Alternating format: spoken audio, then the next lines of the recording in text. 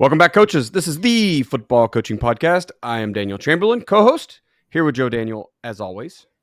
What's up, Coach? Coach, it is a fantastic Wednesday. It is cold outside. Where are you at? What's your? First of all, we're gonna lose this battle, but what's your number right now? Temperature? Yeah. Probably about 25-ish. Okay. 23 according to my. But that's in Missouri somewhere. Hang on, I got to do the thing and make it say. But we've been we're at 22, so there you go. Got you by one. But this is like day 5 or something in the freezer, so it's been really nice. Unfortunately, we got a dusting of snow and then it went away. It melted just from thermal heat from the sun the next day. Oh, you didn't get Friday. Tomorrow we have a huge storm coming in. We got another one coming Saturday. Friday morning. We got so it's probably that. We got destroyed in the city of Richmond. We got 5 inches. We're not ready. We're not ready. We don't have the tools. My wife got to work and somebody had put a plow on a golf cart and was cleaning out. Let's go. Yeah. Hey, we figure out a way. We find a way. I know it's stupid, but Coach Wieland, we won't kick you out forever here. We'll get right to you. Let you do your introduction. We're joined by Coach Wieland tonight, and he's going to be talking some quarterback development.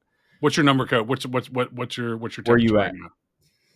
In Iowa right now, we're at a cool, crisp 9 degrees. Yeah. It's warm there, yeah. You're fine. I'm such a man and like a forward thinker that when I bought my truck, I got a 3/4 ton Chevy.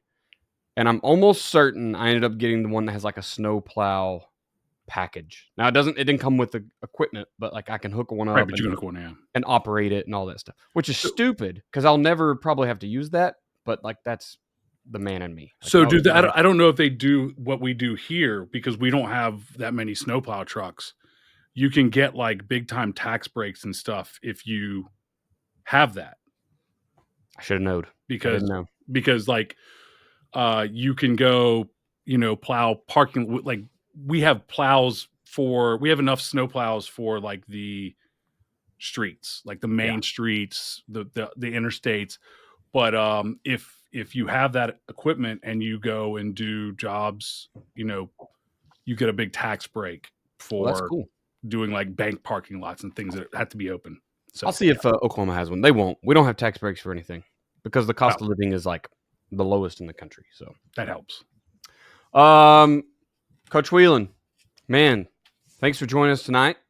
Thanks for reaching out to come on to the show. That was super cool.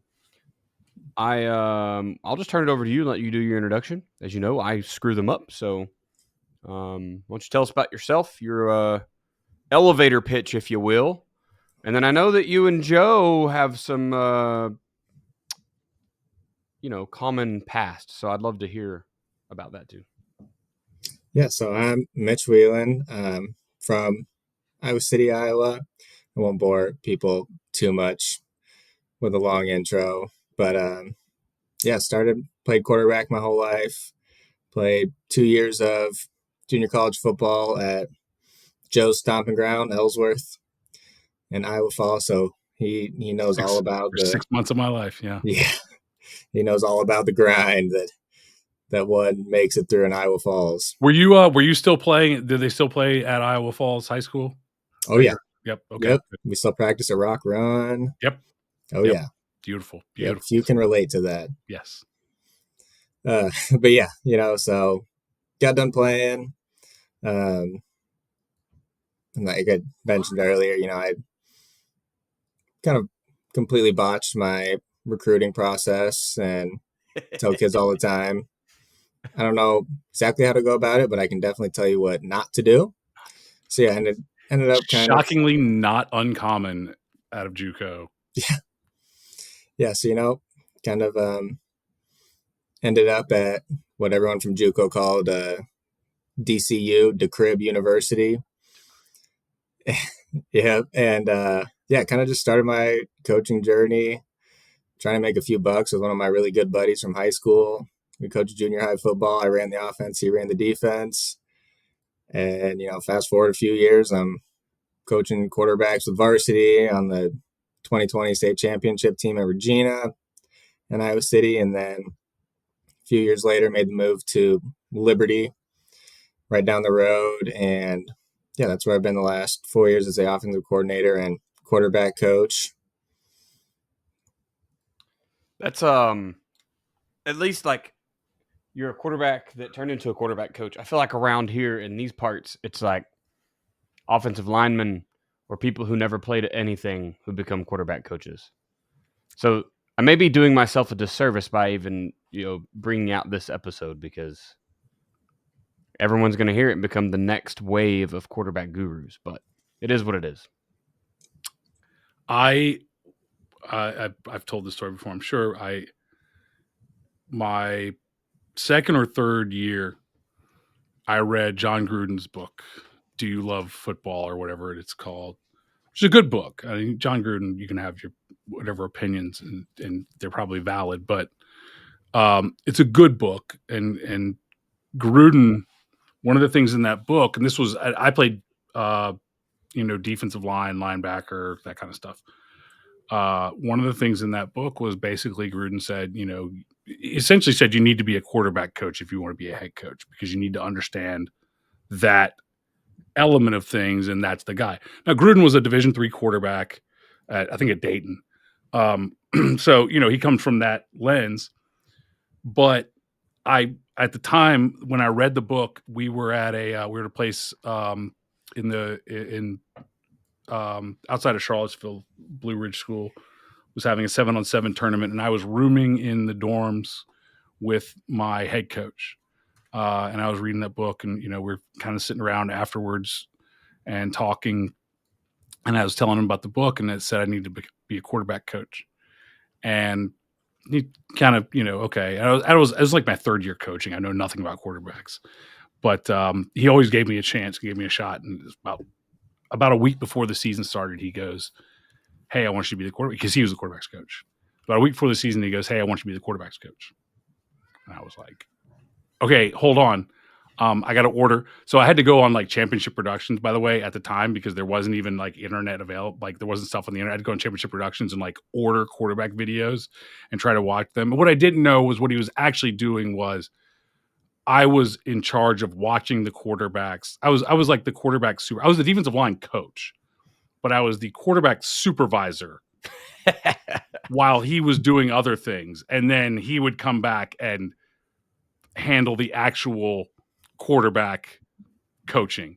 But it was like the thing that you had to do was be a quarterback's coach. It makes sense. That's the only other person on the team that gets a win-loss stat, right? So yeah, which I don't agree with. I don't think that should be a quarterback stat, but it is. It doesn't matter how much I don't like it. It is a quarterback stat, is win-losses. And the funny thing is, it doesn't matter if the high school level people will watch high school, and it doesn't matter if you run wing T, or let's say you're a double wing team where the quarterback is essentially a lead blocker, right? He still gets the win-loss credit. Yeah. Yeah. There's those two are forever connected by that. And you're right. Just be able to see the game through his lens, and you can't. I'll be honest though, I'm part of the crowd. Like, I think that's a real stat as a quarterback. Like, I don't know if there's any real tangible evidence with it, but there's something to that. Yeah, any quarterback can be like, yeah, well, I won. I was the quarterback of the team that won the state championship last year. No running back is like, I was the starting running back, and we were, I went 8-4 as the starting running back. No, Right. No one says that. So I think that there's definitely, and some people might remember a couple of years ago, I had arguments on this podcast actually with people about why does the quarterback have to be the guy, right? And in theory, I stand by that. Why does the quarterback have to be the one that goes into the huddle and calls the play? Like, what's the law that makes that? Why does the quarterback have to be the one that runs the offense? Why isn't he, other than the fact that he's taking the snap, why can't he just be the guy that distributes the ball or does his job? And I remember years ago, a guy who ended up being a coach. His dad was a coach. His brother's a coach. His brother actually was on the podcast. He was a left guard at a school that we played against, and I just remember that left guard ran everything. Like they were a no huddle, and the left guard is there looking at the wristband and like calling out the number, and he's like in his 2-point stance, like, and then he's like, all right, let's go. And like the left guard ran the show. I knew that, but what I realized is nobody else knew that. And the pressure was not on him. Now, he may put the pressure on himself. The coaches may put the pressure on him. Even the team, to an extent, may recognize that. But at the end of the day, everybody in those stands was looking at the kid under center. So no matter how you do it, he's the guy who's getting all of the pressure. And I think I agree with you, Zach. Like, he's the guy who has all the pressure. It's just like the head coach. It's like, look, the offensive coordinator scores 48 points a game. Who gets credit for the win? It goes on the head coach's record. Yeah. Because in high school, nobody knows the offensive coordinator's name. I'm an offensive coordinator too. Nobody knows my name. Like in the local area of people who aren't football coaches, nobody knows my name. Even football coaches in the local area don't know my name. Like the pressure is on the head coach. It's on the quarterback. That's who's known. Yeah. Well, let's talk some quarterbacks then. First, let's pay some bills. Yeah, if you want to get something completely opposite of this, you want to get the guide to building your ultimate defensive system, you can go to joedanielfootball.com/system, download my guide to building your ultimate defensive system. It is a free download ebook. It will give you the details of what goes into a system, why you need a system, how to install your system, and the 5 mistakes that you must avoid in order to have success with your system. So go check it out. Go to joedanielfootball.com/system.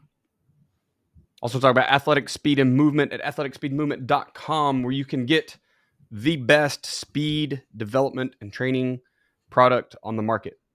We've taken Del Basquet's 47 years of work, of practice, I will say, because he's been developing it all along. Man, Dale, by the way, I always interrupt this because Dale, I always interrupt this one. I'm sorry. It's good. Dale sent me a chunk of stuff over winter break. Like this dude is still 100% in it. And like, just like chunk of like new like workouts and stuff. Like he's just in it. We need to check on it. He's in San Diego, I think, right? So he's not in LA burning to the ground right now. No, he's in San Diego.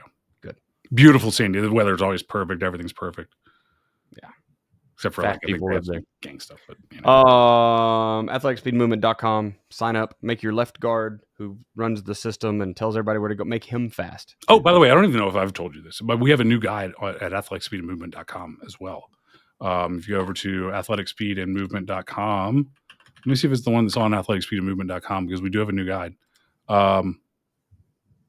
Yeah, we have a guide there called "What Do I Need to Know to Make My Football Team Fast?"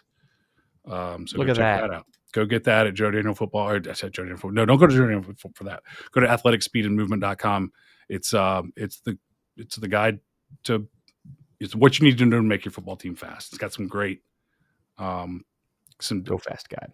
I love it. It's built on a lot of the Daniel talked to a lot of Dale's top clients, state championship winners, national championship winners, D1 coaches, and some really good, and Justin Zotavio, who's none of those, but a really good football coach. But great his name. So there's some really good stuff in there. So go check that out at athleticspeedmovement.com. Sorry to hijack the promo there. It's okay. I haven't got to update you on all this stuff. So no, it's fine. It happens like that. And then that's it. Let's get jumping here. Question 1. Coach, you're the guest, so you have to. I said coach, right? Everybody just knows. I'd say I'm not the guest. Yeah. First question. Before I want to even start trying to develop a quarterback, we're going to get into the progression of quarterback development. What am I looking for in all those chickens with their heads cut off running around on a football field that makes me go, that's the guy, or those 3 guys are going to get some training and they'll compete, whatever. What am I kind of looking for in that group or in that kid? Yeah, I mean, if I really had to like break it down, there's 2 major things I think you really just got to have. And one, I mean, you got to have a basic ability to throw the ball. Even like when I was started my days coaching junior high, don't even know any of these kids. Day one, we're lining up. Everyone's throwing the ball as far as they can, and we'll narrow it down from there. But I do think at the end of the day, it is football. It's 2025 now. Like, the forward pass has been around for about 100 years. You got to be able to move the ball. 120. I just wrote an email about it. 120. Oh, all right. Yeah, it's 1906 technically, so 119. Okay, that's close. But yeah, and then the second big thing is, you got to have, some people call it the moxie, or just this composure, this decision making. I always tell the quarterbacks there's the best decision is the right decision. The second best decision is the wrong decision. The worst decision, no decision. So we got to have a guy who's back there, who's willing to make decisions, even if they're not always the right ones, because you can learn from the wrong ones. It's harder to teach from the no decisions. And yeah, those are, if I had to really, really narrow it down, got to be. I love what you said there about decision making and like make a decision. So obviously I trained new lieutenants in the Army before they were lieutenants at OCS for the state of Oklahoma for like 5 years. And that's the hardest thing to get through people's head, is like, the worst thing to do is freeze up. You just have to make it. I can coach you. I can guide you. I can mentor you from making terrible decisions to making like good decisions, right? A serviceable decision. But if you just freeze up, I can't use you. You're unusable to me. I can't put you in leadership if you can't make a decision. And it's got the same thing, right?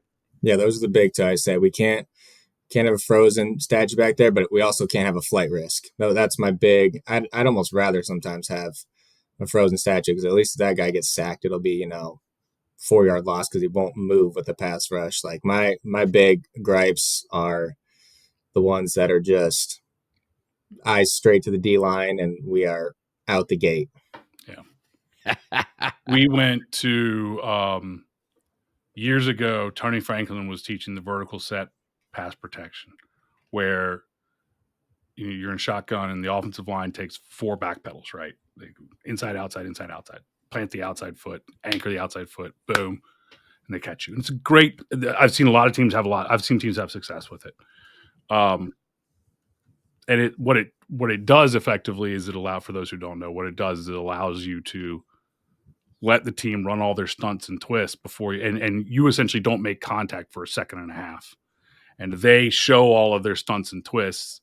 And then when you anchor, you're already set back and they've shown what they're doing, and the quarterback can already be in, a quick game. The ball's already out. Like, you never even touched anybody. But our quarterback at the time we were teaching, they had multiple quarterbacks. I think we went through this with this quarterback, just saw, and the first thing he saw was everybody's coming towards me. And it just never worked for us, because that eyes immediately went down, and it was bad. And that's one of the hardest things to get is quarterbacks who will keep their eyes up. And we talk, you hear in the NFL, stand in there. I have a question. I want to hijack the podcast. And I can do that. It's yours. And you were a quarterback, so I'm really interested.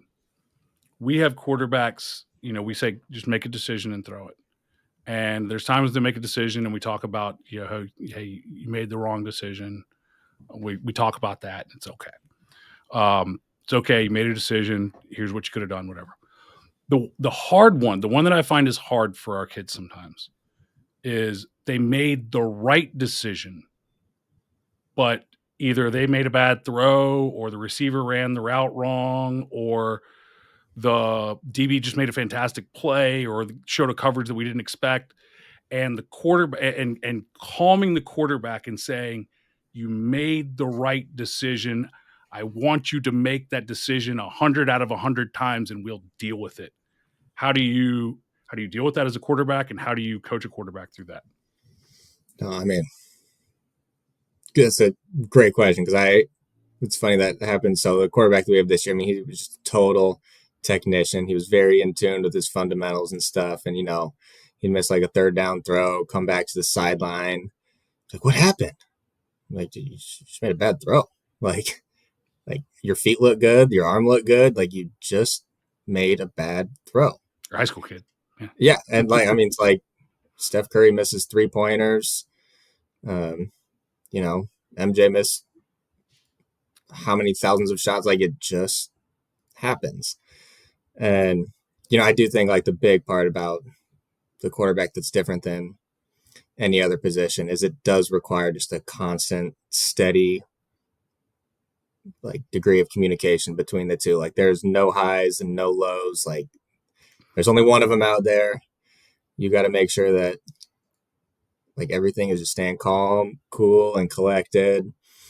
And I do think like playing quarterback and knowing that has helped me be able to relate to that position a lot more. And I know it's way easier said than done when, the bullets are flying in the game, quarterback misses a throw. It's hard not to jump on this 16-year-old kid, even if it's not in your best judgment, like out of character moments still. Like, I get it, but it is just like one of those things. Like, they're never out there purposely throwing a ball over the receiver's head into the safety's lap. Like, he's doing his best. Yeah. That's one of the wildest things. I like coaches will act like, and it's not just quarterback. Coaches will act like offensive linemen are purposely missing blocks or something like that. And it's like, not, yeah. I mean, has it happened? I'm sure. But like, none of these kids are purposefully like, that doesn't, very rarely. But it's funny because the one quarterback that, he wasn't the best quarterback I ever coached. He was the biggest quarterback I ever coached. He wasn't the best quarterback I ever coached, but he was almost just like, and he was a senior, and it was like his first year starting at quarterback. So it was almost like, I remember we're in like week 10. We're not going to the playoffs. We're 4-6. We won that game to be 4-6, but like he's throwing a pick coming to the sidelines and just like wanted to know, like everything was an experiment to him. Like or he wanted to know what went wrong, and it's kind of like none of this is. There was no emotion. It was, I mean, he's an emotional guy, emotional player, played hard, but it was like, okay, what could I do different on that? What, it's like, just I think that's the ultimate mentality, is like a great competitor, but at the same time, like, okay, everything is just, it's over. What can I learn from it going forward? We talk all the time about DBs, everybody knows DBs have to have a short memory, and it's like quarterbacks too. But, and just like DBs, and we know this is the same thing's true with DBs, like learn from it and move on. And that, like, ultimately that's what you want out of a quarterback, but it's hard. I mean, that's a hard thing. No, I feel like you nailed that. Like, yeah, that's the perfect mentality. Just none of them have it. It's a hard blend. The best ones I've coached didn't have that at all, but I mean, they do to a point. But there's so much pressure that most of them, and like I said, this kid was a senior. We went 4-6. There wasn't a ton of pressure on him. 4-6 was like a dream season at that time for him. He had won 4 games in his first 3 years. So that 4-6 season was like, what a year. There was no pressure on us at that time. It was our first year there, and he was just having, like, he was into it, having fun. And these other kids, there's so much pressure on him. It's so hard to just say, like, settle down, don't worry about it. It's not, nobody's mad at you, nobody's upset with you. We're just the people behind us either think that you're bad or that we're idiots. It goes one way or the other, but they don't know what they're talking about either. That's a good point. They don't. Let's jump into the second part here. So once we pick those guys, right, we see they have a basic ability to throw the ball. They can make decisions. They don't freeze up. What should my progression kind of look like in developing a quarterback? Where do we start? What are key indicators to move on? Yeah, so, and I'm pretty big on, or transparent with my quarterbacks, and it's like I got 4, I call it the tool chest. We got 4 tool chests that we dip into, and I kind of use them to varying degrees depending on what the needs are. I think that's the other really unique thing about the quarterback position is, again, there's only one out there. So, like, I don't think there should be such thing as everyday drills for quarterback. Like, you see him, he touches the ball every play. You know exactly what he's good at, what he's not at. And it's a little easier to kind of, I don't know if easier is the right word, but maybe simpler to identify like what we need to work on here. But, like the four main... You can personalize that coaching a little bit more Yeah. than you can 5 offensive linemen. Well, however many you got, you're ready. Yeah, no, exactly. So yeah, like the 4 main toolboxes that I'll dip into. So the first one is our fundamentals. This is just everything from taking a proper drop, 3-step hitch. I did used to teach the back pedal drop. I was a big fan of it. We didn't really teach steps with it. It made the teaching really easy. And then, we kind of got away with it because had a kid come through that just his feet really weren't lining up with it. So kind of got back into the traditional drop back world. But this is a side story based on our connection with Ellsworth. The kids found video. Mike Verdon was the head coach when I was there, and he was a coach. He was a quarterback at Ellsworth and then at Boise State. And the kids found on YouTube a game where he was the quarterback at Boise State, and he was doing the back pedal drop, which nobody had seen. Yeah. This kids, they showed the video and they laughed at him for the back pedal drop. And I was like, I saw Dan Fouts do that. I was gonna say, like, it's all cyclical. Like, I didn't invent it, like I know Phil Longo kind of made it like go, he's like viral again. But I'm like, when I was looking at it, I'm like, oh, this has been around forever, and it makes sense. It's like the Sutherland snap, which just like things that come around, the Sutherland snap, the dead ball snap, was like the way that things were done in the 30s. And then when I started doing it, wasn't me. I got it from Ted C's video on online. When I started doing it in like 2008, everybody was like, oh, you'll never get the ball back there like that with the dead ball snap and all this stuff. It like just doesn't work. And then like now I'm watching the NFL and I'm like, it's a dead ball snap. Yeah. And I'm still to this day being told by people this won't work. And I'm like, it works. It works. There you go. So it's the same thing. Things come back around. And I bet to this day, and Daniel, you probably get more of this from Kenny and stuff, is like, to this day, there's people who are like, we can't win running the wing tee. It's like, well, wait a minute. I mean, Gus Malzahn essentially did that. Like, Army, Navy, they just both won. Yeah, right. Exactly. Big bowl games too. Like, I don't want to talk about it. Yeah. Oh, sorry. Yeah. Oh, it was a good time though. Nobody wants to talk about bowl games on this podcast. Yeah. So no. Yeah. But yeah, like I said, so the fundamentals, and that's going to be like the big toolbox. Like, I don't think you can progress if you don't have those. Especially like aside from like the feet. I think one of the big mistakes I see is head position. A lot of the big misses are big.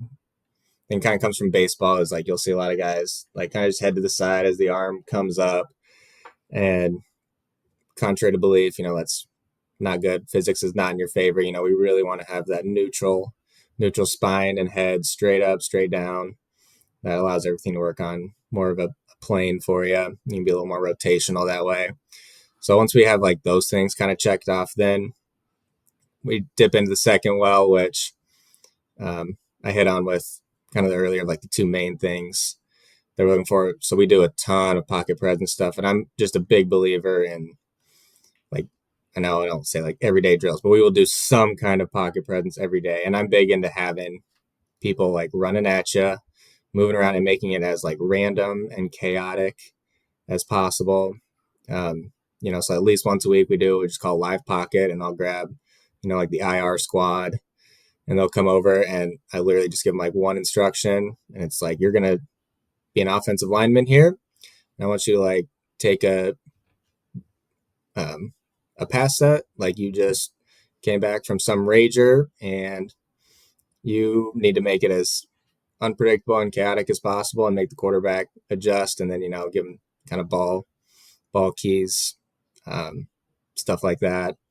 Just making them move, making them not afraid to sit in there. And I'm huge on, I will overemphasize. And sometimes our head coach will get mad at me for, tell him to step up in that pocket. He's like, there's nowhere to go. And I'm like, you just say step up enough. Like that kid will step up and he'll do it for the rest of his career. Like it just takes, for whatever reason, that first time you hit that blast step and you step up and that lineman goes by you, like, oh, this isn't so bad.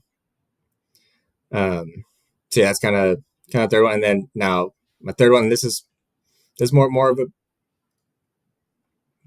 I don't want to say like personalized one, but I'm just big believer you got to be able to throw the deep ball. All right. And so we train the crap out of arm strength. I'm a big Louis Simmons West Side barbell guy where he says strength is never a weakness. And so once a week, we kind of take the West Side barbell approach and we will do what we call our max effort day.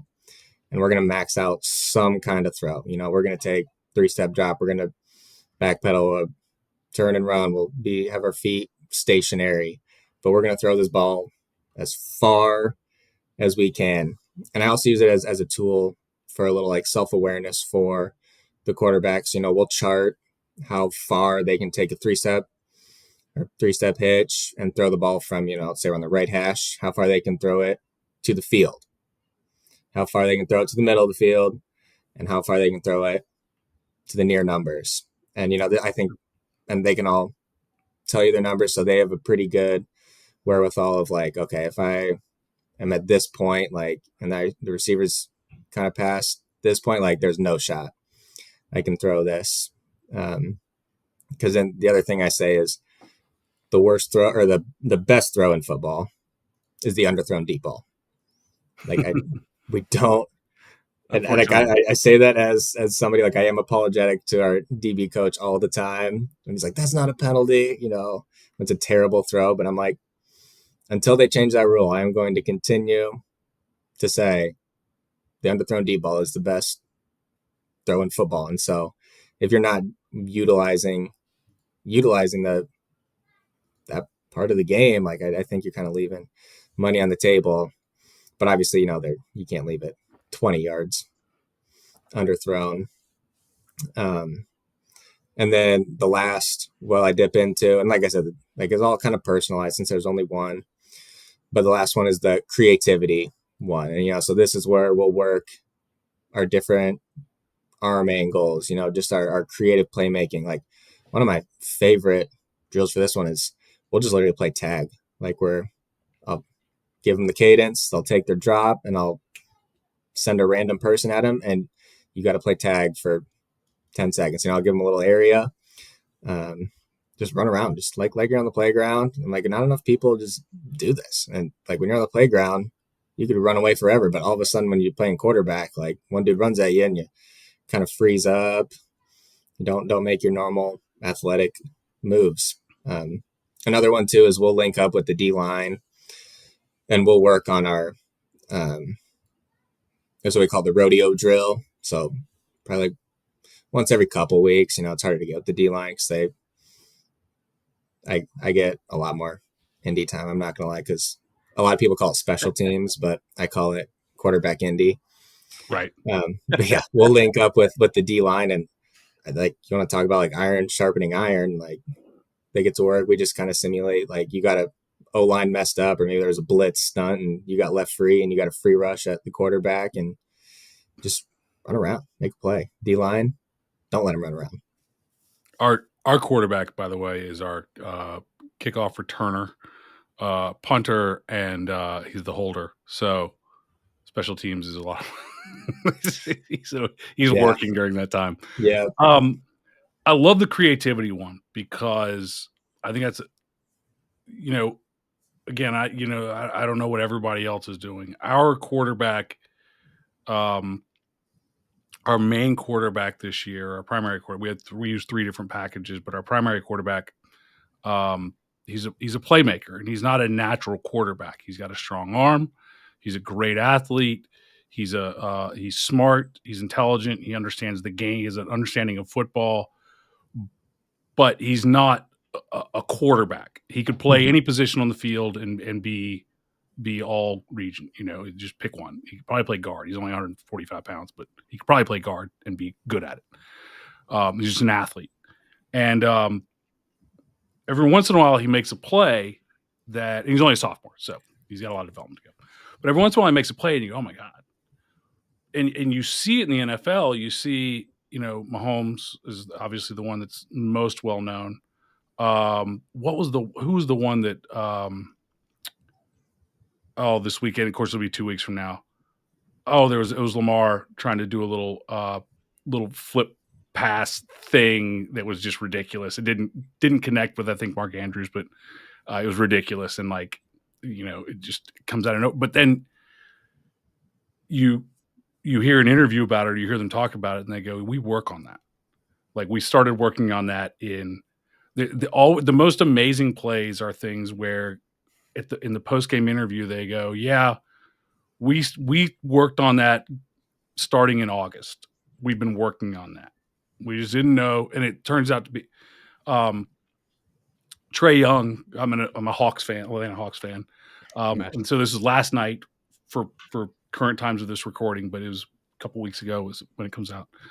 We played Utah, and Trae Young makes a 49-foot three to win it.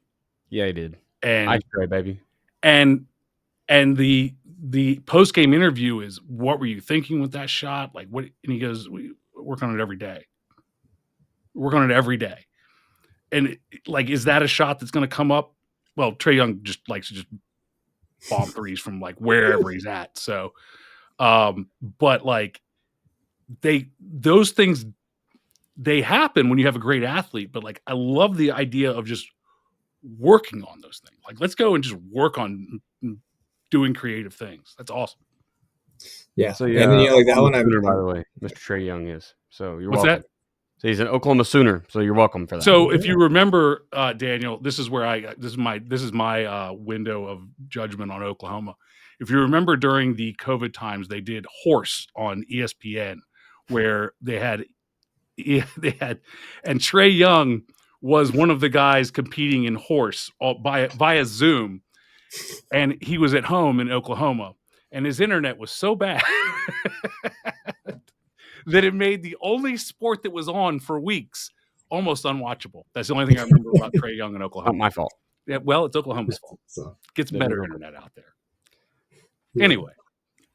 Yeah, no, I was just kind of put the little caveat on it though, the creativity. That one, I think you have to graduate to. Like I said, we got a kid he's solid fundamental. Then you can move up to that. And I'd also put on don't overthink it. Another drill that I love doing with the kids is monkey in the middle. It's I'll literally just stand there with two quarterbacks. And I mean, you'd be shocked at just how creative they become all of a sudden when they're not I don't even know how to teach some of these kids. Okay, when you drop your arm, you're going to make sure you're out. I don't know, just get it there sometimes, man. Don't overthink it. But you're right. You have to have a kid who's experienced or mature enough to understand, look, this is worst case scenario stuff we're working on. This is not 3-step drop. Oh, the hitch isn't there. I'm going to throw an underarm, left arm pitch to the running back who was supposed to be in pass protection. This is, you have to know when to use this. You have to know when not to use this, when to just secure the football, fall down, let the clock run, go out of bounds, throw it away, whatever. So you're right. I agree with that too. Is you've got the mental training of the quarterback has to be there before you can go, let's go see what kind of dumb stuff you can do with a football and make it look amazing. Yeah. Yeah. So I also think the quarterback position is kind of like a golf game, you can get good at one part and there's always a next, you can get better at your drops, your reads, your balls, your anticipation, then the creativity, then the defense, and then getting your own blocking schemes, knowing just the inside and out. I don't know. I just think the quarterback spot, it's so easy to just go on to the next and think your kid's good at all of it. That's a great, because like my golf game is terrible. So like if I just need to work on like hitting the ball off a tee, like hitting the ball legitimately. But then you go to like Tiger Woods when in his prime, leaves a ball up against a tree in like a pile of mulch, and he flips the club over and hits it left-handed and pops it up and it lands on the green. And you're like, how on earth did he do that? And he's like, well, I practiced that. And you're like, why would you practice that? Yeah. And he's still pissed that he didn't get it within like and he's 5 bad at it, feet. yeah. But like, you're like, why would you practice that? And it's like, because he has everything else under control that he can start working on it's like when we talk about like practice planning and I'm Coach Simple and all this sort of stuff. And it's like, when you do that, like we talk about keeping it simple, 4-2-5 defense, right? We're just going to run 4-2-5 defense. Okay. Base, if you're an 0-10 team, you should run a base 4-2-5, cover 1, cover 3, be really simple, because your kids are not coming close. Now, there are a few 0-10 teams that are actually maximizing their ability, and that's just, they're an 0-10 team. They're very rare. But if you're 0-10 and you have some ability, or you're 1-9 teams are a great example. If you just stop the bleeding and be really simple, you can win 3 at least, right? But we got to stop the bleeding first. And then you can worry about putting in, your blitzes and your secondary coverages and all this stuff. And like the 2-8 teams that are working on their sims and creepers, it's like, you're what are you doing here? That's not the thing. That's not the problem. You can't stop the run. Who cares about your pass pressure? But when you get the kid who understands it and who can throw a hitch on time and that kind of stuff, it's like, okay, now we can worry about the next step. And then eventually you can worry about hitting a left-handed ball up against a tree and putting it 6 feet from the pin and being pissed off about it. Yeah. At what point, Coach, in this development, do you start worrying about the other guys? So when are you teaching them to read coverages, anticipating coverages, like comparing that to film? I don't know if it's even like a time of year, or is it a time in their progression, time in their life, a year of school? Like, when does that kind of become the thing that they need to start learning? Man, I wish I had a good answer for you. Like I still struggle with this, like 9 years in now. I've recently had quarterback a couple years ago. Just had awesome junior year. Was getting like highly recruited. I thought he was ready for this next step. We really focused on teaching defenses and how to kind of maybe like speed up our reads, stuff like that. How to like eliminate or know who to eliminate in a read type thing based on the coverage. And he ended up just almost like over processing, and he'd get fooled quite a bit. 'Cause, especially like then the rise of the 3-high came, and we were a lot like middle field open, middle field closed type reads to simplify it. Well, the middle field's closed and open, just like depending on that middle guy comes down, it's cover 2. He stays high, it's cover 3, but it looks closed all the time to start. And, so I had to do a lot of self-reflecting after that kid, because I took a lot of blame for kind of a little regression that he faced there. So, I don't know. Like, I think just kind of depends on the kid. Like, we got a kid this year who's just an incredibly gifted thinker and savvy, and like really at the end of the day, like especially high school, the part I struggle with defenses is like I can teach the defense and all that, but like I can't guarantee you that high school kid even knows what he's doing. And all of a sudden, like their flat should have been dead, but he took a deep drop and fell into a window, and the flat ended up being wide open, even though it should have been like a cover 2 corner or something, something like that. Yeah. So like there's always a chance that Jimmy's plays cover 1, right? Like, yeah, like even if it's called cover 2, 3, 4, doesn't matter. Sometimes those kids just lock onto a guy. Yes, like 100%. It's like when we talk about the Jimmys and Joes, like it goes the other way too. Like they can mess up, and like all of a sudden, that defense, now your coverage and your progression is all jacked up. So I'm still big on, like the basics. Like I think you need to know when they're ready for it. Like usually if I have a 2-year starter, I think like that second year we'll start to dip into it and see how much he can kind of handle there. But yeah, I'm still just really big into, a lot of middle field open close, just kind of know what's dead and what's not. And then we can kind of work from there. So before you start teaching defenses, that means you're having to read it from the sidelines of the press box, wherever you coach from. Are you just limiting him to like one side of the field? Or are you high-lowing a defender every time, or a vertical or a horizontal read on one? So because if they're not reading defenses, or I guess you're just reading space.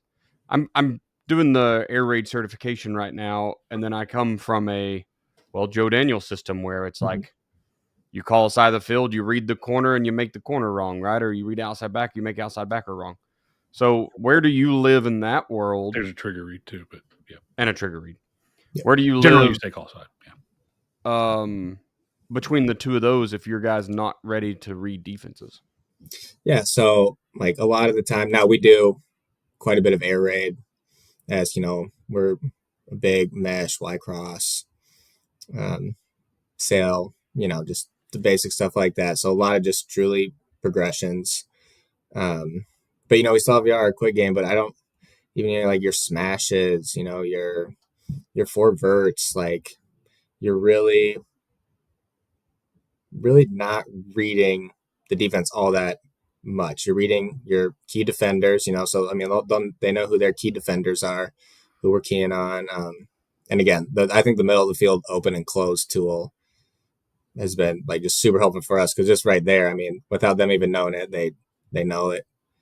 Cover 1 and cover 3, even though we might not explicitly say that, they've kind of narrowed down from that what we're getting, how the key read might change a little bit.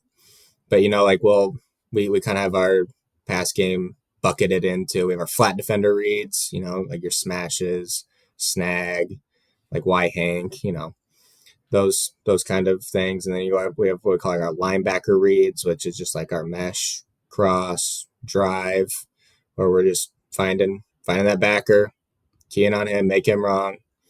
And to be honest, there's a lot of times I've told like our head coach, I truly wish I could, like when we're doing 7-on-7 or during team on pass plays, like I wish I could blindfold him until the ball is snapped in his hands. So he has to just get his eyes to the one person and not worry about anything else, or maybe two, things like that, because it can be a lot. Yeah, we read grass this year in an air raid-esque system, kind of a Lincoln Riley type system, and our pass game wasn't all there, right? But it's a couple kids that just came out of a flex bone. We ran a 2-quarterback system, and it was neither of them had the arm talent to get it. If they could see it was open, if they could even find the open guy. We ended up a lot of that, what you know about just running around, right? Like our kind of standing there mental quarterback, unfortunately, lacked the arm talent to really do anything impressive. And then the athlete, who was our other answer, athleted every single time. Like, I don't know that he threw 10 passes all year, but he he's a 90% flight risk. So, and so we did struggle to even, like, how do you get to that point became a huge talking point for me and the OC. Just how do we get these guys to even know what might be coming, right? We want to anticipate, because we're not like, air raid system, how Mummy says himself, just read grass, right? Yeah. Where's that guy running? Is there anybody standing there? No, throw the ball. Like, throw Yeah. him open out there somewhere. But, and then a lot of what you've said tonight has made sense to me, because the fundamentals weren't great, but it was a little late. Like, you're trying to teach them, but, we got so much other stuff going on that trying to get the perfect throw down I think we just missed that opportunity. But then we're trying to read grass to throw on Friday night. So, I can see that. I can see all that, kind of how that adds up. The best quarterback that I've coached, and granted, we weren't playing against high level coverages. It was a primarily running district. Was almost 100% pre-snap reads, and we talk about how long he knew space. He could tell you the coverage. He knew that. He knows cover 3, it's cover 1, it's man zone, quarters, but he knew that. But really what he was looking at pre-snap was space, confirming it right after the snap, and then throwing the ball. He took 9 sacks the entire year. 3 of them he ran out of bounds. So he was actually tackled to the ground 6 times. We got a good offensive line, but like it wasn't all that. It was mostly, made them look good because he got the ball. He knew where the ball was going to go, confirm that's where the space is, throw the ball. We worked on trigger, but like that was where you talk about, this is where we stop. Eventually I just stopped worrying about just real quick, our trigger reads, we're mirrored routes, and the safety rotates, we go backside, or if it's an underneath, we have underneath horizontal, deep horizontal, vertical, and then object receiver. And so there's a backside trigger read, and as long as the backside trigger read stays where it does, then you stay front side. If the backside trigger, that was where he stopped. We didn't get to we tried to work on the trigger read, but where he stopped was, I can see what's happening. Not that many, 95% of the time, I would say 90% of the time in high school, you don't get rotation, but in our district, it was probably 99%.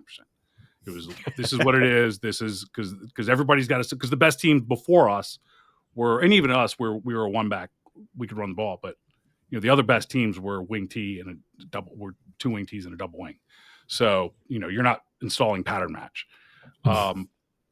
So a few teams did, and that was a mistake because they didn't get to work on it enough because nobody threw the ball.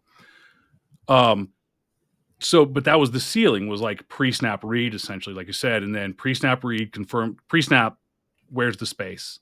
Confirm the space is still there, throw the ball. And like that worked. And my criticism of, and I've had conversations with Dub Max about this, and he agrees, actually. I love the R4 system, but if you go in and start teaching a kid the R4 system, that kid might not be the kid for that. Yeah. And you might just end up with a broken kid. That's what we did. And maybe we weren't good. This was years ago when we did it. But like you start teaching capped and uncapped and this and then you start going into all these different things, and it's like this kid is just like not ready for it. And we thought, well, if we start talking this language when he's a 9th grader, by the time he's a 12th grader, he'll get it. And no, by the time he was a 12th grader, he didn't know what the hell was going on. He just did hear so many words. Like it just didn't, because it wasn't that kid. I think it's a really good point. Like where do you start teaching these guys? You have to pay attention to the quarter, because some of them it's like linebackers, right? We talk about those linebackers. There was a linebacker coach named Joe Coughlin that was at Valdosta State at a clinic I went to a long, long time ago. I don't know where he is now. I don't know what he does. Could be in jail. I have no idea. He's probably not. I'm just saying. We were like, and he had this, they were at the time, and they still are, like one of the top D2 programs in the country. And he was a linebacker coach, and it was like somebody asked in the clinic, says, "What are your linebacker key reads?" And he goes, "We don't have key reads." Everybody's like, "What? How do you not have linebacker? How do you not have linebacker reads?" Right? And he's like, "They look at the picture." Well, what do you mean? He's like, "Well, they look at it and they go, I think this is probably where the ball's going to go.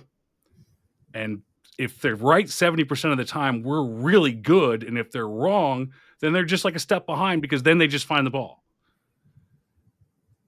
Now, he was coaching some of the top linebackers in the country, Division II national championship. And I've coached a handful of linebackers who, if I tried, and we did key read drill every day or whatever, but like he was just going through the motions because he had to. What'd you see? And he'd tell me like things that are not, he just saw. Instinctive linebackers just see the picture and are like, this is what this is. I talk about a kid that we had that played Division I, went to UVA, ended up not making it because of degenerative knee condition, ended up playing ended up playing AA baseball after that. Came over as a sophomore. He comes over to the sidelines. We're a bad team. We're a bad team. It was like my third year coaching. he comes over to the sidelines to our defense coordinator and he goes, "Hey, coach, when the quarterback does this, I can blitz and I can sack him." And we're not good. So the defensive coordinator goes, "All right." It's a sack. Comes over the sideline because it wasn't his key reads, but he's like, "I see it." And then he comes over the sidelines a few plays, a couple series later and goes, "Coach, when he does this and I can do that, I can drop back and I can pick it off. I can pick the ball off." This is like he's playing against like one of the top teams. Now, everybody else, the other 21 kids on the team aren't good. So we didn't win. But we were in the game because this kid was just like figuring stuff out. And it's like if you have a quarterback that's just doing that, like don't try to teach him a system. Just let him go back there, see open guys and throw the ball to him. Like I'm convinced Brett Favre had no reads. Was just like, that guy's open. Yep. You can throw it as hard as him. Like, there's no delay of time from when I release it or when I have the thought and he catches it. Like, but you got to pay attention to the kid. Like some of them need all of that input. They need all of that information. They need this like computer screen that people imagine is happening where there's like, they got this like that Google Glass on and they're like, and they're computing it all. And then they're like, and then some of them are like, just going out there and they're like, "Guy's open." How'd you know he was open? Nobody was covering him. Where was he in the progression? Don't know. First, because he was open. Yeah. I know. I think another, when you talked about the picture, I think one of this is a Joe Daniel podcast, Secret Sauce. But I think one thing that I learned over the years, kind of been a hack for me, is the importance of breathing during your cadence. So, like when we teach our quarterbacks, like our cadence, we are wide 80, breath, wide 80, breath. Like I make them practice, one of our day ones. And there's been something about just breathing. One, you can see the picture, so we'll scan. This is from like Will Hall at Southern Miss, but he was big into like the sock. See the safety. So our first breath, we're going to check our safeties, open, closed. Second breath, we're going to check our overhang because, he's usually going to be kind of our trigger guy in the run game too. Like he crashes, we're going to throw like a bubble or something. And then right before we start our cadence or like our set go, we're going to check our corners and see if there's any free access or just the picture's changed at all. But yeah, it's been a big help for our quarterbacks over the years. Yeah, that's a good one. I like that one. Yeah, it's kind of. I mean, it's kind of along the lines of the ASCA for defense. Just get methodical, right? Like where he's supposed to be, how he's supposed to stand there, who he's supposed to look at. All right, now what do I do? It's the same. I mean, the kind of along those lines. It's one of the things that you talked about was your practice fundamentals time, and what does a practice look like? Because I think we're wrapping up here pretty soon. What does a practice look like for you as far as amount of time with the quarterback? And let me back up a little bit. What about off the field time, film time, classroom time to field time? What is it because I'll just tell you, a lot of coaches that listen to this podcast don't have a quarterback's coach, and they don't have. And their quarterback has to go play defense in every single special team. I'm interested in what a practice looks like for you on the field, off the field, off season, everything. But also what of that, like, would you cut or would you put more time into if it was a different situation? Yeah, so I guess I'll start kind of like in season. I'm not a big indie guy. Like when we're in season, we'll get, like our 10 minutes of indie. Is your warm up? Are you warmed up already, or is that warm up? Okay, you're warmed up pre-practice. Yeah. Yep. And warm up's nothing crazy. I don't think. Yeah, I need to go wild with that. But I do back up one point because it slipped my mind. But warm up, you didn't mention anything about arm mechanics. Is that off season, or is that just you got a kid that can throw? Yeah, I don't really mess with the upper body so much. Like I think once a kid, especially in high school, now if you're coaching the youth level, I do think there's probably some things, especially when they're a little more plastic. But by the time they get to high school, like if they're thrown a certain way, especially you got a baseball kid, we get a lot of baseball kids play quarterback. They're past that 10,000 hours, and when the bullets are flying, they're gonna, regardless of what I do, they're gonna go back to that muscle memory throwing. So, yeah, That's I really interesting don't because I think that I see that all the time with guys, like constantly working on the mechanics, and then they're like, why does he keep going back to that? And I think it's like it's what we've been doing for 10,000 hours. There's a coach that Troy Taylor, some people may know. Troy was one of the first people to tell me he had 2 back-to-back quarterbacks. So I think they're both really good athletes, but I think they both played Division I or FCS level. We were like, Troy, how do you develop these quarterbacks? And he goes, when they're 9th graders, we put the footballs out there and we see which kids can throw. and then we pull the kids that can throw aside and we see which one's the best athlete. And he becomes the quarterback. Perfect. Don't overthink it. And it's like, and then there's like no throwing mechanics from that point on. It's like you said, you're right. Like waist out. You mentioned the body and the head, I think, which is interesting. But like none of this part. It's just like he can throw. Let's move on. Yep. I like it. Yeah. So in season, our indies.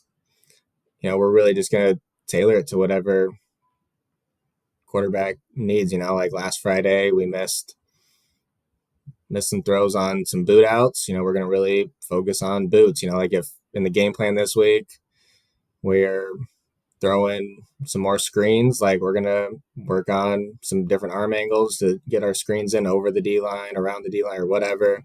So that one, in season kind of varies. Out of season, like summer, spring, that's when we'll kind of really hone in on those fundamentals, footwork, just making sure we're matched up there. And I guess in season also make sure we hit a lot of pocket presence, like I kind of hit on earlier, because I think that one never changes. Will you, I don't know if this is like a critique. I like, would you do this because it's insulting to your offensive line? Yeah, you're good. Would you work, like if you knew a team was just a heavy blitz team, or they just had animals on the defensive line, spend more time in like moving in the pocket or buying time or scramble drill or whatever? You're just going to say like, look, this team brings it and we have to be prepared. We're not just going to bury our head in the sand and pretend the offensive line is going to protect like it's anybody else. Yeah, no, 100%. Yeah, we will absolutely cater our indie to what we need as a team and what the quarterback needs there. Like I said, this is just me. I don't think everyday drills should exist right as a quarterback. No, I agree with that. Yeah. Sorry, I kind of forgot the rest of the question. I think we hit most of it. Oh, okay. How much like film work, classroom work do you do with quarterbacks? Really not a ton aside from like, our team film. I'll get a little extra time with them. Because again, it is unique. Like there's only one of them.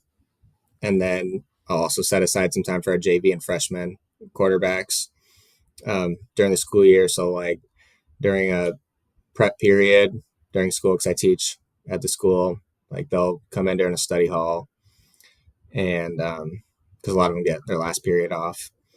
So I'm pretty fortunate that schedules line up there. So we can link up there, but it's usually once a week, nothing crazy. I do try and be good about sending notes, like from a practice. I'll just pick, 4 to 5 plays. Like, hey, here's something I saw, or maybe ask some questions. I like asking questions a lot to them, making them think, even though their answer usually sucks, but I still like putting it out there. Yeah. And that's really the extent of it. I do extensive offensive line notes as much as I can. It's usually once or twice a week, because I stand behind the offensive line. I as the offensive coordinator, I'm the offensive line coach and the offensive coordinator, and it's very hard to coach the offensive line when you're standing with the quarterback and watching the offense. And so I will just stand there and hold my phone and film the offensive line, and then I will do notes for them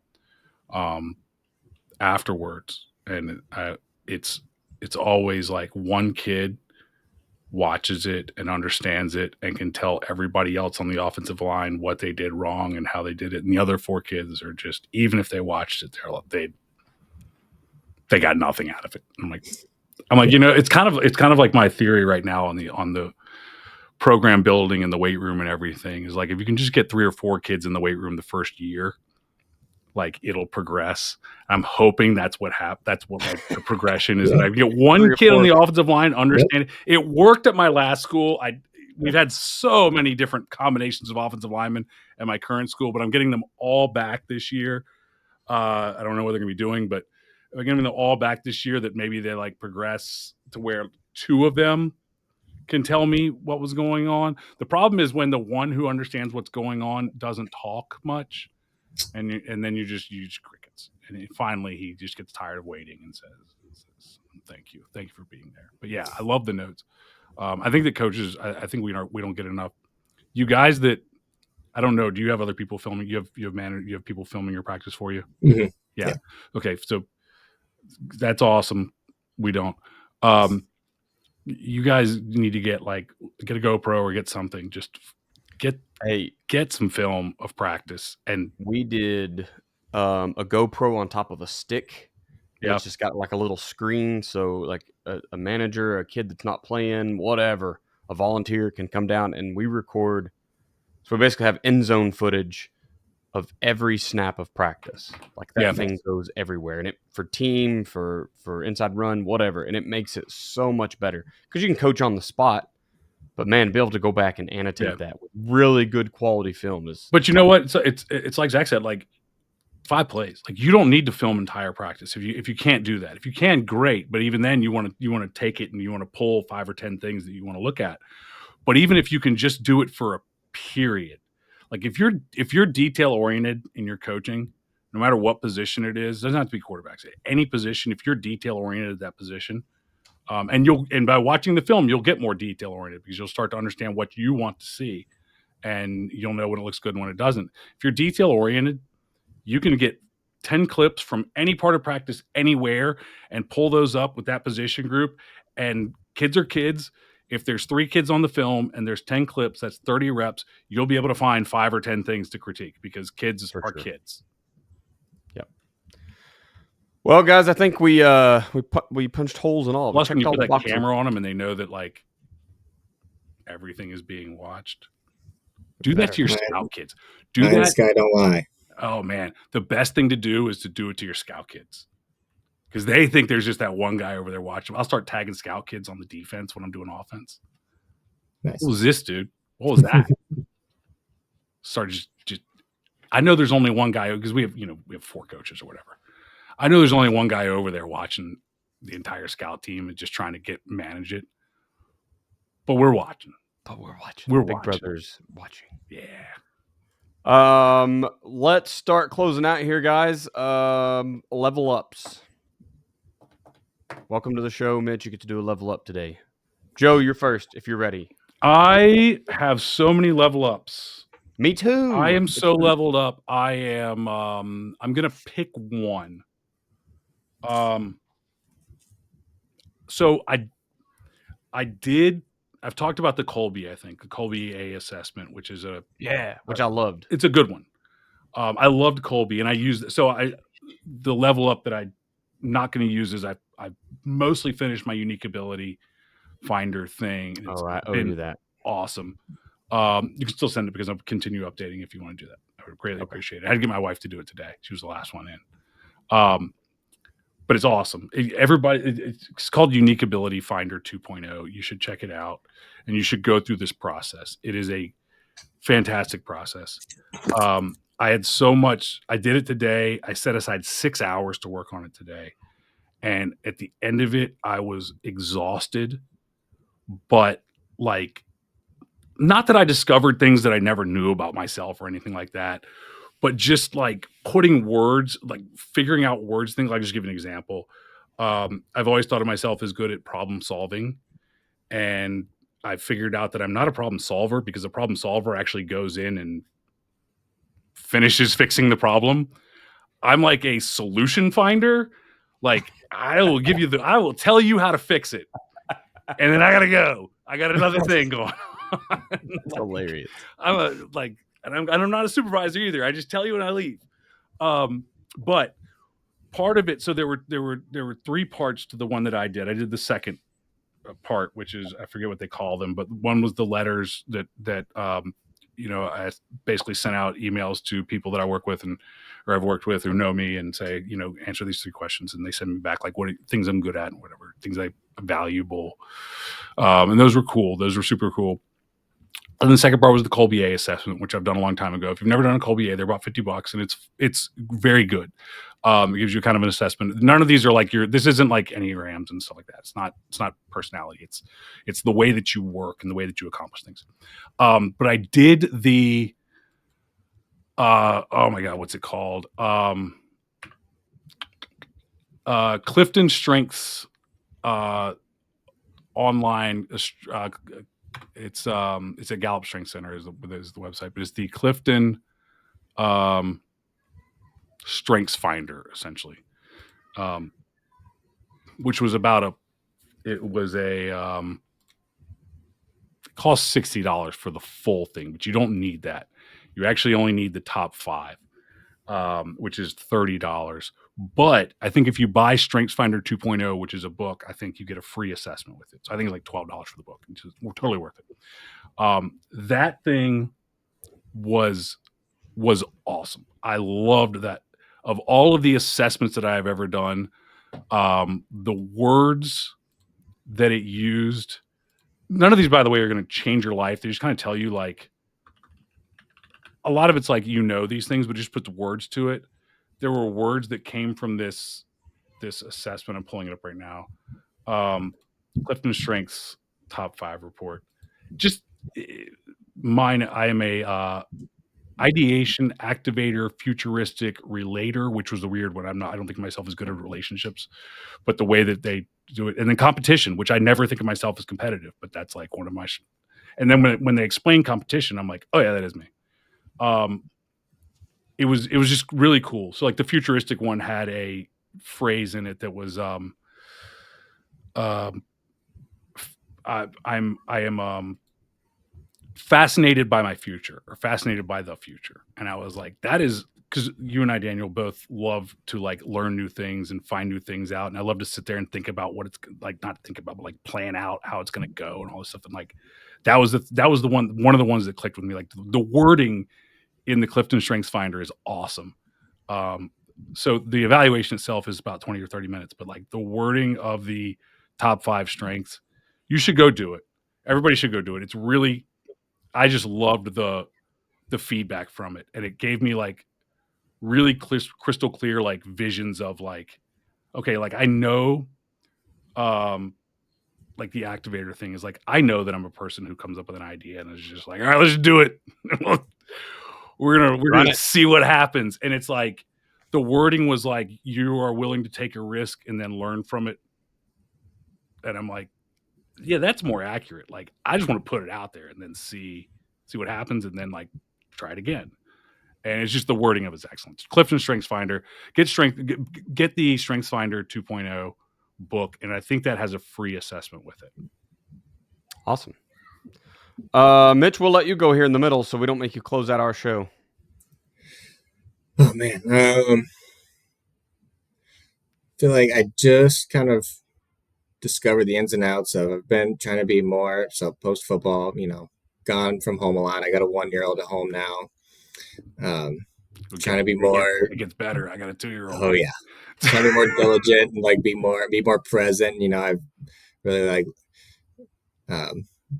just were like zoned in on like the screen time, and you can like limit your screen time on certain apps, because man, I can just get down like the football Twitter realm. And my wife always jokes, she's like, I'm never worried about you looking at all the other models out there. She's like, I'm worried you're gonna end up just staring at your phone and all these football diagrams forever.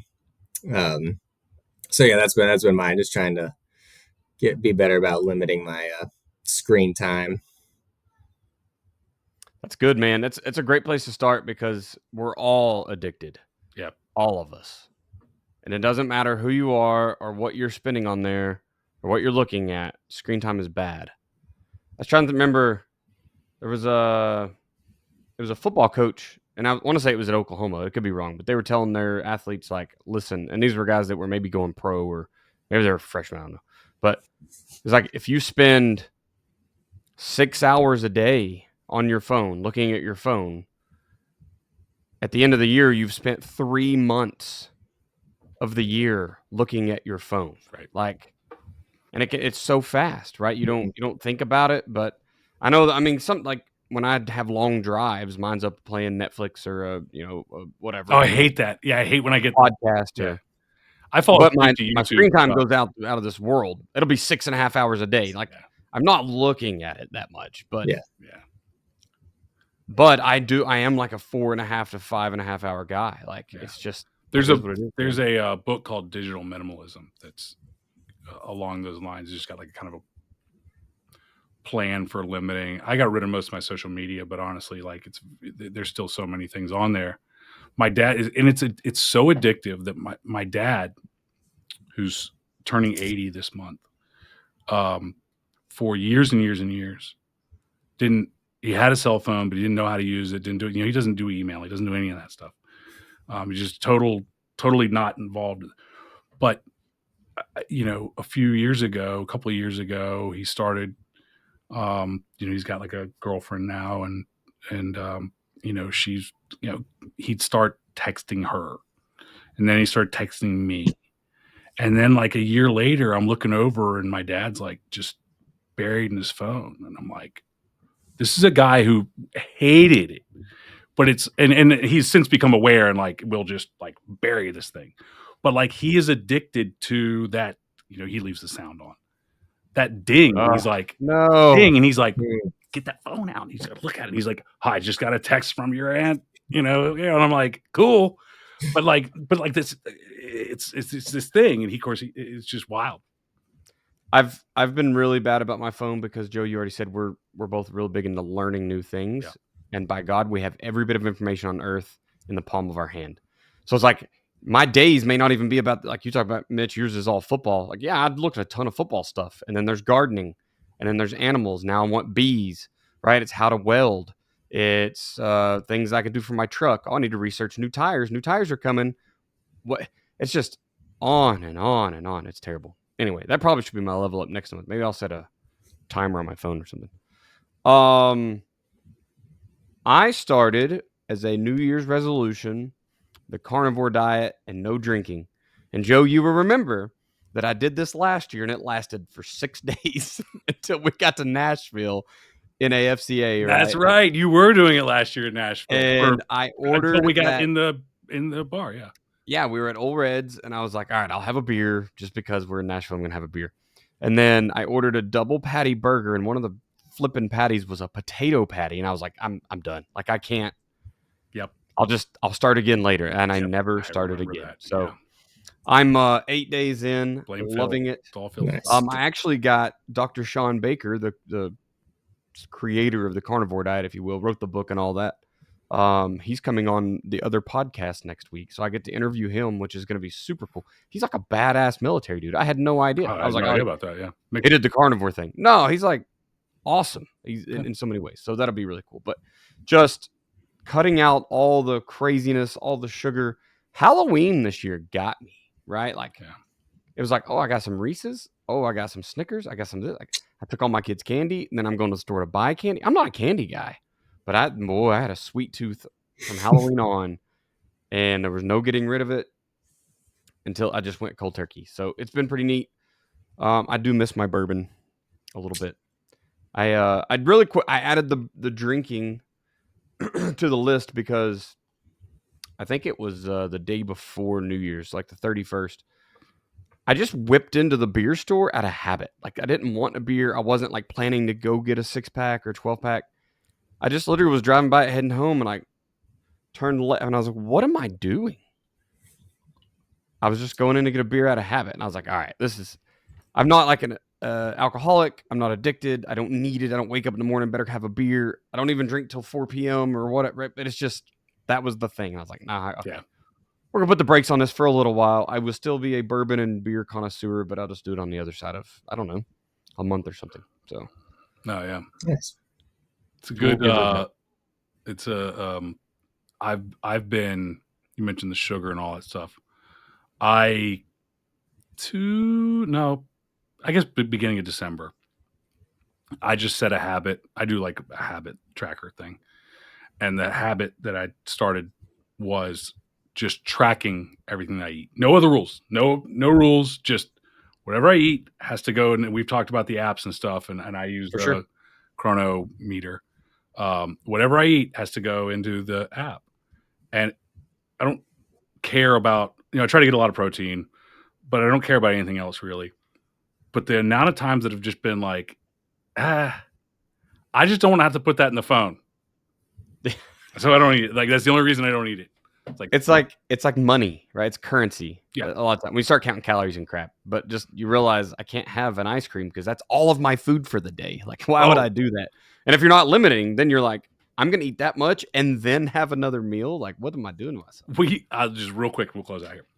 So I mentioned, I didn't mention it on the air, but we currently are in a crisis in Richmond with our 5 inches of snow, which is now we have no water in the city of Richmond. We are having to boil our water in the counties. Some of the counties some parts of the counties don't have water. We lost power at 4:30 a.m. Monday morning with our 5 inches of snow. And so I didn't want to open the fridge door. So I got up, I got my son, I took my son to daycare. They had power. We were like one little area that didn't have power. Took my son to daycare, came back. On the way back, and I'm like, I'm going to stop into the Wawa, the gas station, and get a coffee and and I was like, I'll just get a sausage biscuit because, the ones they have like at the counter or whatever, because, we have power and I don't want to open my fridge. So I'll just grab a sausage biscuit. So I grab this, get my coffee, and because we don't have power, so I can't run the coffee maker. I got that sausage biscuit. I put that sausage biscuit in. I ate the sausage biscuit. Then I put it into the thing. 50 grams of fat in that sausage biscuit. It was 850 calories. And I was like, this little sausage biscuit just ruined my day. And then I got home and the power was on. And I was like, you got to be kidding me. That happens, man. That was ruining. I got a big trip. We're going to Washington, D.C. for the inauguration and a ball. So we'll see if I can maintain. This year's the big test. Let's get out of here, man. Social media, Coach, where can people find you? Mitch, where can people find you on social media if they wanted to reach out and talk about quarterbacks? Probably the best place would be on Twitter or X, at Mitch, MITCH _ I called you Zach the whole thing because I just realized that I played football. I played football with 2 guys, and they were Zach and Mitch Weichert. So you did call him Zach, and I thought you were mentioning someone else. I called him Zach, and we talked about Zach Wieland, and I played with Zach and Mitch Weichert, and I got somehow Zach. So my apologies, Mitch.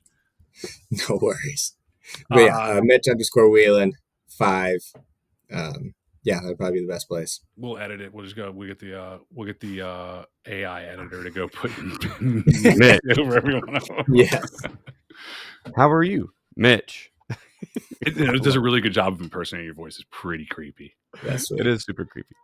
I am at Coach Chambo OK on Twitter. You can email me at chamberlainfootballconsulting@gmail.com. Check out the Patreon and the YouTube. Those things are growing. Love to have some more activity on there. More guys to talk ball with. Joe, where are you at? I am Joe at joedanielfootball.com. I have social media at Football Info on Twitter, at Joe Daniel Football. You can follow Joe Daniel Football on those things. I just 100% honestly, I'm not on social media. But you can find me at joedanielfootball.com and Joe at joedanielfootball.com. Love it. The podcast is at the FBCP on Twitter. If this is your first time listening to Football Coaching Podcast, be sure to subscribe so you don't miss any future episodes. You can find us on your favorite podcatcher. Leave us a review if you like us. If you don't, email us, tell us why, and possibly we'll change it. Thank you for listening to this episode of the Football Coaching Podcast. And remember, coach simple, play fast, win.